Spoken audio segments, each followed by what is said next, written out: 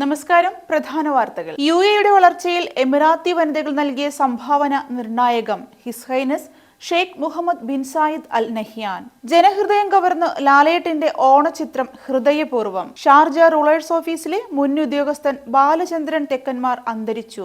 78 വയസ്സായിരുന്നു. സംസ്കാരം ഷാർജയിൽ. കൊടും ഭീകരർ നേപ്പാൾ വഴി രാജ്യത്തെത്തി. ബീഹാറിൽ അതീവ ജാഗ്രതാ നിർദ്ദേശം. യാത്ര ഇനി എളുപ്പമാകും. എമിറേറ്റ്സ് റോഡിനെ ബന്ധിപ്പിക്കുന്ന പ്രധാന റോഡ് നവീകരണം പൂർത്തിയായി. വാർത്തകൾ വിശദമാകുന്നു. മണലാരണ്യത്തിൽ മാവേലി.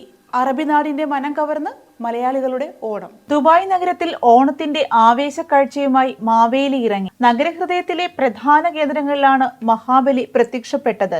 ഓടിക്കൂടിയവർക്ക് ആശംസ നേർന്നും ഒപ്പം നിന്ന് ചിത്രമെടുത്തും മലയാളികളുടെ മാവേലി അറബി നാടിന്റെ മനം കവർന്നു. തൃശൂർ ലുലു മാൾ പദ്ധതിക്കായി ഭൂമി തരം മാറ്റിയ RDOയുടെ ഉത്തരവ് ഹൈക്കോടതി റദ്ദാക്കി. ഭൂമി തരം മാറ്റാനുള്ള ലുലു ഗ്രൂപ്പിന്റെ അപേക്ഷ വീണ്ടും പരിഗണിക്കാൻ RDOയ്ക്ക് കോടതി നിർദ്ദേശം നൽകി. അപേക്ഷയിൽ 4 മാസത്തിനകം RDO തീരുമാനമെടുക്കണം. ഇതിനായി കൃഷി ഓഫീസറുടെ റിപ്പോർട്ട് പരിഗണിക്കണം.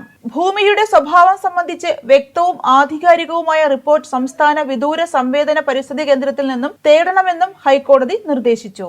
മരിച്ചയാളുടെ സ്വത്തിൽ നിന്ന് 77 കോടി തട്ടി.